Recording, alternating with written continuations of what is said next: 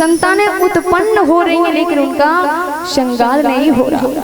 तो महाराज उन्होंने विष्णु भगवान ने चक्र से मैया के शरीर को, चक्र से जहाँ जहाँ भी मैया के शरीर के टुकड़े गए हैं आज वहाँ मैया की श्रद्धा पीठ बन गई, मैया के मंदिर बन गए हैं। कहीं नैना देवी के नाम से पूजी जाती है, जहाँ मैया के चरण गिरे हैं वहाँ मैया के चरणों के नाम से पूजा होती है। तो आज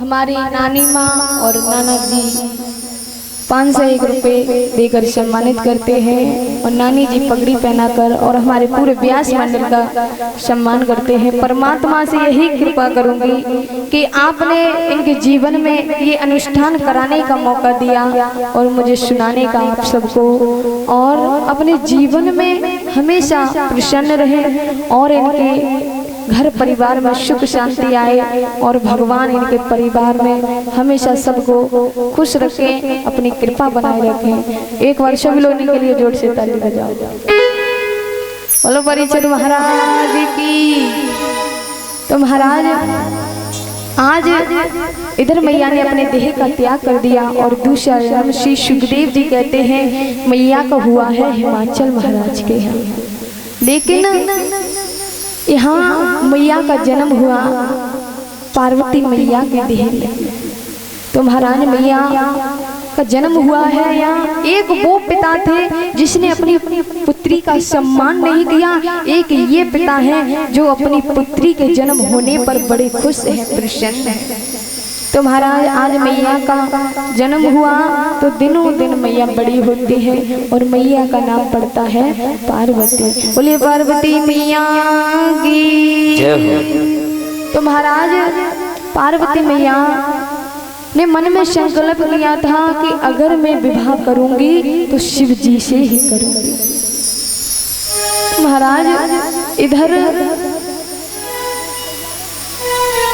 जब पता चला कि मैया ने संकल्प किया है कि शिव जी से विवाह होगा तो एक दिन नारायण भगवान आ गए और मैया अब तो तुमने नाश्ता कर लो तो एनर्जी ज्यादा आ गई हो।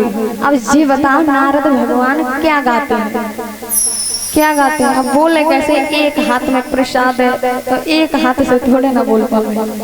तो जब नारद जी पहुंचे हैं अपना बीड़ा बजाते बजाते हिमाचल महाराज के यहाँ, बोले आपकी बेटी बड़ी हो गई है, इसका विवाह करना चाहिए।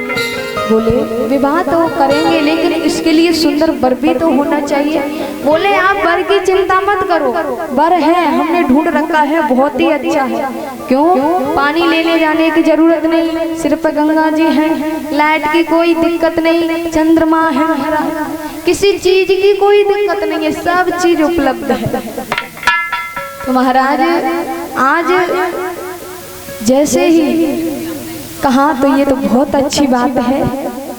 तो तो हम विवाह के लिए तैयार हैं। तो कहा आप विवाह की तैयारी करिए, हम जाते हैं वर के पास।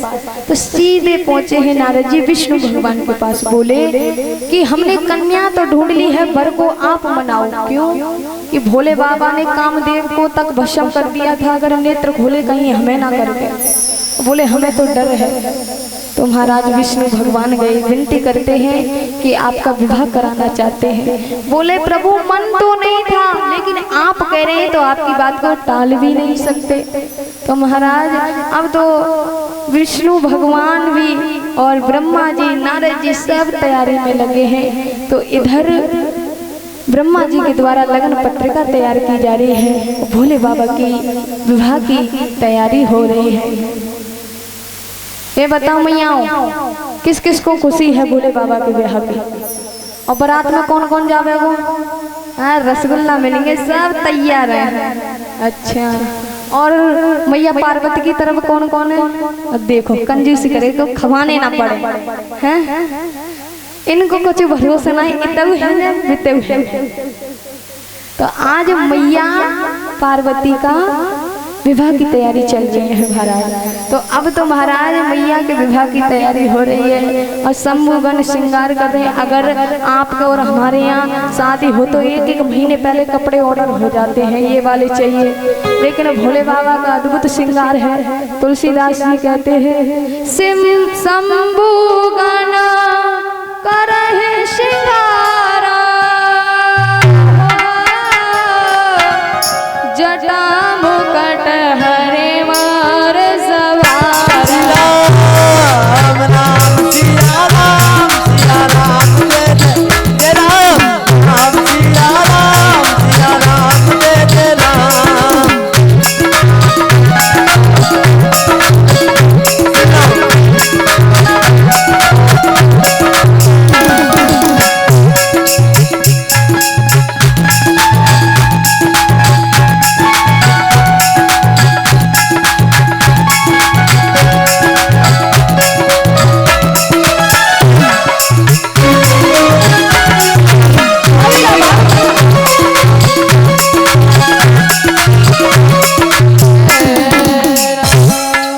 बोलिए शिव शंकर भगवान की। तो महाराज भगवान का श्रृंगार कौन कर रहे हैं? शंभुगण। महाराज किस प्रकार जो शिव जी की जटा है उनमें महाराज आप लोग सब लगाते हो सेहरा, उन्होंने बांध दिए हैं सर्प और कानों में बिच्छू लटका दिए। और महाराज पाउडर की तो कमी नहीं, पूरे तन पर भस्म लगा दी है। और महाराज यहाँ पर बाजूबंद की जगह सर्प ही बांध दिए हैं। पूरा श्रृंगार बिच्छू सर्पों से किया है, अद्भुत दूल्हा है। तो इधर भगवान विष्णु सज कर आए, ब्रह्मा जी आए। जैसे ही देखा कि भोले बाबा का श्रृंगार महाराज तो पूरी की पूरी ही बराता लगा। देखा कि अगर इनके साथ जाएंगे थोड़ा नाश्ता पानी मिलेगा, वो भी ना मिला, ऐसे ही ना भूखे भूखे आए। तो बोले कि जितने सुंदर सुंदर देव हैं वो ब्रह्मा जी की तरफ, और उससे भी सुंदर है वो विष्णु की तरफ। सबने अपने अपने ग्रुप अलग अलग बना लिए। अब भोले बाबा अकेले रहे। वे सोचने लगे दूल्हा हम, ब्याह हमारा और सब बराती इनके, हमारे संग कोई ना। तो भोले बाबा ने ऐसा डमरू बजाया कि जहाँ जितने भी भूत प्रेत है सब बुला लिए। और कैसे कैसे, काऊ के 10 सिर है, काऊ के 10 हाथ है, कोई खून में ही लथपथ है महाराज, काऊ को उल्टो ही सिर है। एक तो एक भयानक, अगर कोई देख ले तो 4 दिन तक होश में ही ना आए, ऐसे ऐसे अद्भुत है। तो महाराज कहते हैं कि भोले बाबा के साथ भूत प्रेत क्यों गए थे? कहते हैं जब प्रभु श्री राम का विवाह हुआ था तो भूत बेचारे अकेले बैठकर रो रहे थे कि देवों की बारात है, हमें कौन लेकर जाएगा? अरे वहाँ तो सुंदर सुंदर लोग जाते हैं, हमें किसी ने नहीं बुलाया। तो भोले बाबा रास्ते से गुजर रहे थे, उन्होंने कहा चिंता मत करो, जब हमारा विवाह होगा हमारे साथ तुम चलना, क्योंकि तुम हमारी पार्टी के ही हो। तो महाराज सब भूत प्रेत आ गए हैं।